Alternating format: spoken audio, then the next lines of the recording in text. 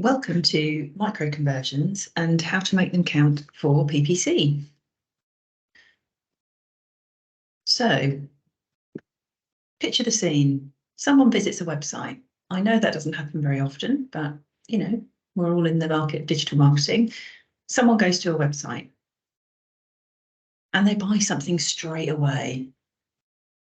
Let's be honest, that probably happens about less than 5% of the time, probably even less than that.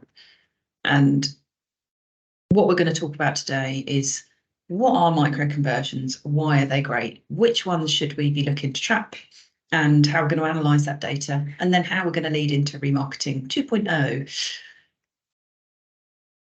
So first of all, what is a micro conversion? Well, a micro conversion is basically something small that leads to the bigger thing. So usually we're hyper focused on sales, on lead generation, quality leads, the value of those leads, the value of that transaction, revenue, profitability, all of those things. But there are loads of steps that happen before that.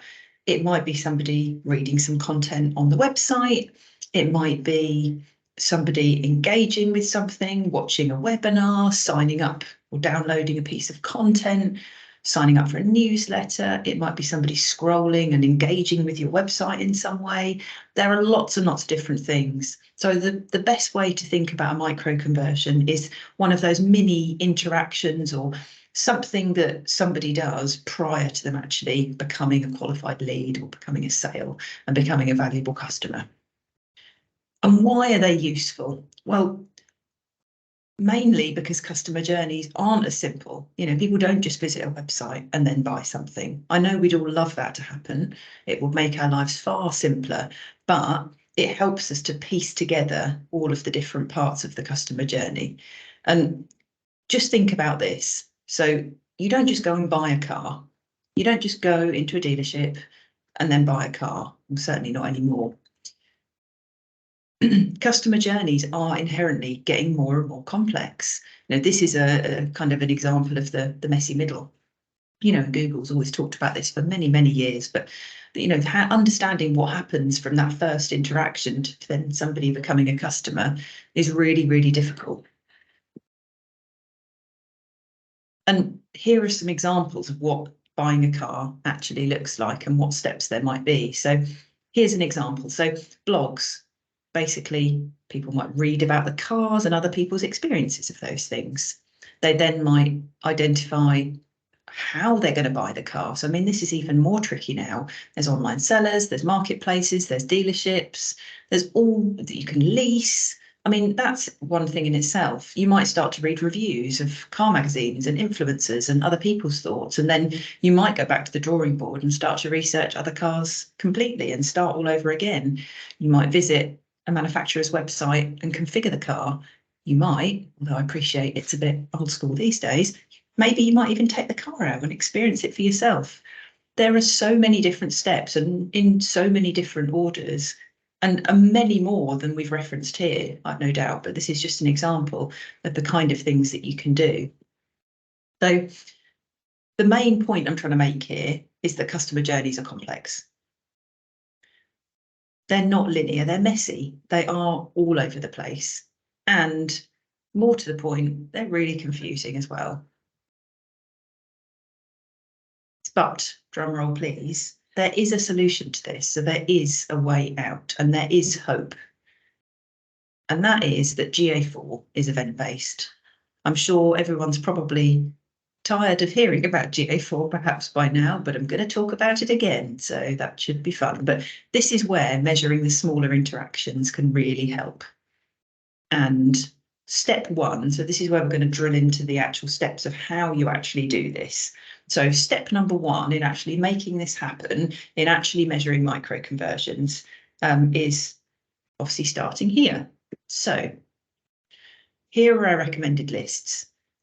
So this is just to give you a sense. For lead generation, here are some examples of the types of events that you might care about. So it might be somebody who's viewed 5 pages on the site, viewed 10 pages, they've created an account, they've read one article, more than one article, they've scrolled 90% down a page, they've downloaded a PDF, they've watched or completely watched a video. I'm sure you get the sense of this.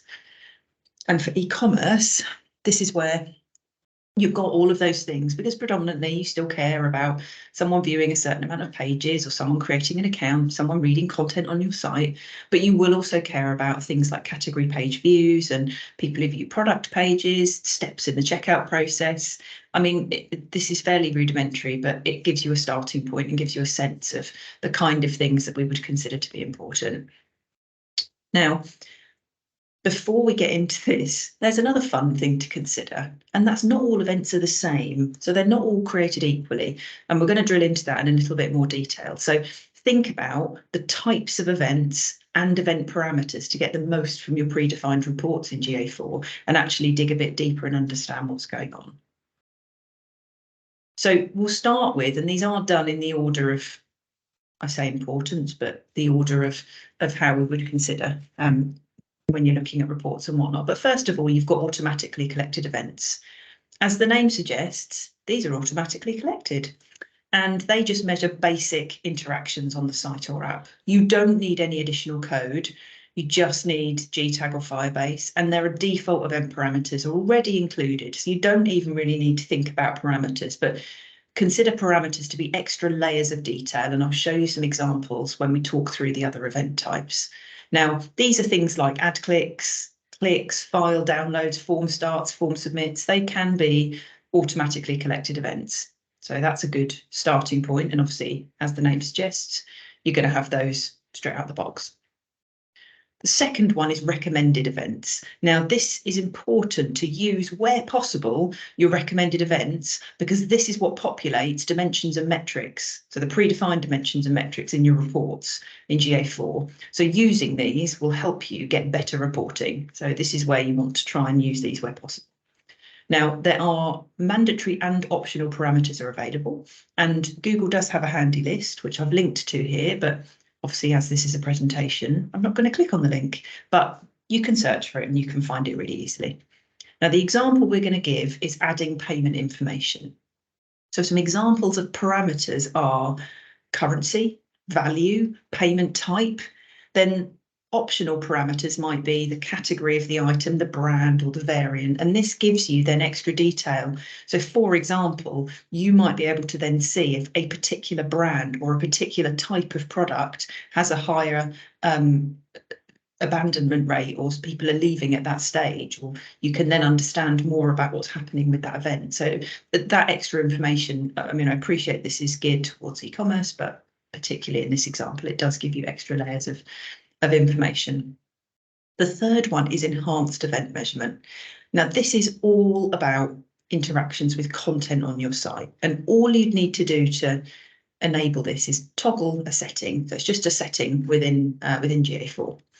Again, default event parameters are included, but you do need to understand exactly what these are measuring. One of my colleagues in the paid media team, this is something which they feel quite strongly about, so I'll mention it because I think that's really important. But these are things like page views, people starting a video, people progressing through a video, scrolling.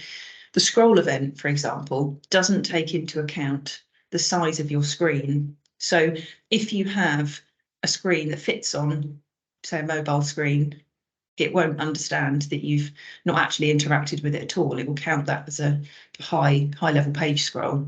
And obviously that's not particularly useful because actually no one's engaged with the page at all. So it will still count it even though you haven't actually done anything. So I think it's just important to remember that understanding exactly what these enhanced events are actually measuring and understand the nature of your site and how it works, I think that kind of gives you an extra layer of information there and just can be something that can catch you out. And the last one is custom events. Basically, this is for everything that you want to measure in GA4 that you wouldn't otherwise be measuring. And you can choose the event parameters. So those extra layers of information that you want to add in there, you can choose those. So examples are viewing 5 pages, viewing 10 pages, spending 30 seconds on page, those sorts of things will fall under custom. And this is where this will depend on the site and what's relevant to you and what's important to you. But I think it's just good to mention that try and use all the other three event types, before you then get to this one, I think, where possible. So wear out all your other options. Now, the next step is then actually choosing which micro conversions you're going to measure. So you've gone through that list, you've looked at all the different event types, and you've then decided which ones are important and relevant to you and your business or your clients. The second step here is to actually analyse micro conversions. So actually have a look at how they're then impacting and moving people towards the ultimate goal that you're trying to achieve. There are three ways that I think are generally pretty good to understand event sequences. So what sequence of events happens before the qualified lead or before the sale, whatever you're trying to achieve? The first one, and these are all explorations, so, you know, spoiler alert, but number one is segment overlap. So you'd use this to then understand which events are triggered by a particular segment of traffic. You've got path exploration, where you can review which sequence of events, page paths or page titles triggered your end goal. So this can get quite messy, but it is a way of doing it. And funnel exploration is also good, but it can have limitations in that you have to complete the funnel in a correct order. And bearing in mind, we've already established that user behaviour can be unpredictable. In some cases, if it only collects data that you're asking it to collect, it won't tell you about any journeys that are not in a linear fashion. So I think that can be of limited use, but for a small SME client, something like that, it might be something that could be really, really useful. But we'll start with segment overlap because that's my favourite. So go into explorations, go into segment overlap, then look at channel and demographic segments, and then break down by event. So that's how I would approach this. And here's an example. Now, I appreciate this isn't the most insightful example. I do understand that, but it gives you a sense of what this can do. So if, for example, the segment was to look at, say, page traffic or various different, we could compare paid and organic traffic, for example. There are various different ways that you can do this, but you can see that actually someone's visited the site, they've started a session. Shockingly, they've viewed a page. Then they've spent some time on that page, and then they've scrolled, and then they've engaged with the page, and then they've viewed an item list. I mean, you get the idea. As I said, this isn't the best example in the world, I appreciate, but it gives you a sense of how this can work, hopefully. And why I think if you can compare the different segments of traffic, you can get a sense of how different types of traffic interact with the site, which I think is where it's useful. Now, path exploration, if you're a fan of UA, I appreciate you can't, sort of fairly pointless looking at it anymore unless you're trying to drill into historic data, but this is very similar to behaviour flow. So I think you'll probably recognise it and you'll probably feel quite familiar with it, but effectively, this gives you a view where you can open up infinite amounts of different segments of traffic and understand how the events sequence. And again, it gives you a sense of what that looks like, but it can get messy. There are infinite branches that you can open. So I find it for my brain a little bit too messy, but I do appreciate everyone's mind work differently, and you might find this really, really useful. And lastly, is funnel exploration. As I said, this is a bit of a self-fulfilling prophecy because you have to set up your funnel and then somebody has to complete those steps in that order. So I think it can be quite misleading. And the third step is then to create audiences in GA4.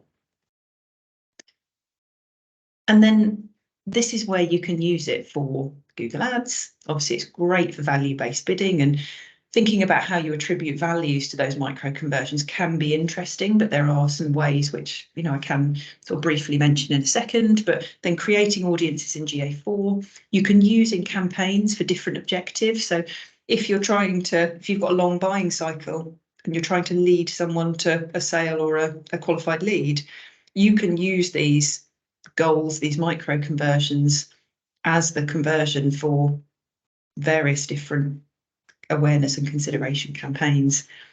The other thing I want to talk about is sequencing events, or don't sequence them, which I'll talk a little bit more about in a second. And then you can actually create a goal from that sequence and optimize towards it, which is pretty cool. But we'll start with some examples because I appreciate examples are always easier to get your head around. So your campaign objective is consideration. You want more people to consider using your brand. You might care about people who've watched 50% of a video, they've read 2 articles, they've spent 120 seconds on page, for example. Now, you might care about people that do all of those things in the order I've just described them. Or alternatively, you might care about people who just do those 3 things, but not necessarily in that order. They might do them in a transposed order or in a different order. So I'll give you another example. Your goal is an e-commerce purchase. So you might care about somebody who's viewed 5+ product pages. They've signed up for the newsletter and they've watched 75% of an unboxing video, for example. That might be someone you'd consider to be really hot and ready to buy. Again, same rule applies. They might do those things in that order, a different order. And lastly, your objective is lead generation. You might care about somebody who's scrolled 75% on an article, someone who's signed up for a newsletter, or they've clicked to a page that hosts a form submit, but they haven't actually submitted a form yet. Now, the thing I just want to cover before I move on, and I realise I've just moved on, but just bear in mind that it doesn't have to be 3 events. It could be 2, 5, 10. It depends on the number of users that you have as to how complex you can make this. But the whole point is it leads towards turbocharged remarketing, because this is the future of how we can remarket effectively if we can get this right. And like I said, the complexity of how you approach that audience strategy is largely going to depend on how much traffic you get to your site and how big those audiences are. But the other really exciting thing about this is it's not just a paid media thing, because actually other departments will care about this too, because this is important for SEO, for conversion rate optimization. It can impact and influence every single part of your digital marketing strategy, and it can really help you to understand how and the value of all of those different channels and types of traffic and how they all work together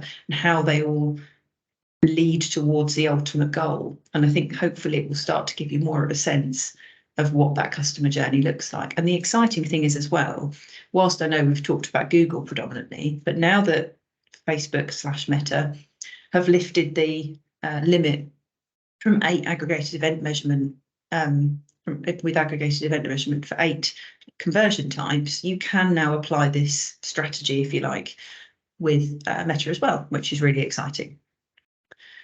So just to recap how you do this and what the steps are before we wrap up. So number 1, measure. Choose which micro conversions to track. Create your events in GA4 and remember to use recommended events where you can. Secondly, analyze the data. So really look at your chosen exploration, understand the trends and the patterns and start to build that audience strategy. And again, do take account of the volume of traffic that you're getting as to how complex you can go. And lastly, create. So build the audiences in GA4, segment your campaigns by objectives, apply those audiences. And as I said, you can actually create a goal, a conversion from those sequences of events, which is pretty cool.